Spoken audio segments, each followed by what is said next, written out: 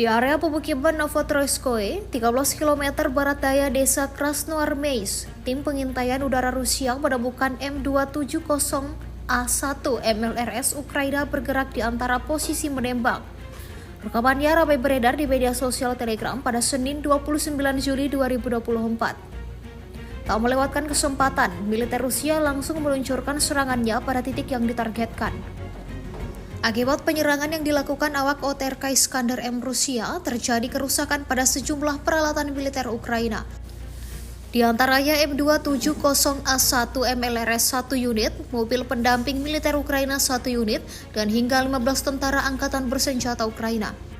Insiden ini jelas menambah daftar kerugian panjang yang didapatkan kubu Volodymyr Zelensky.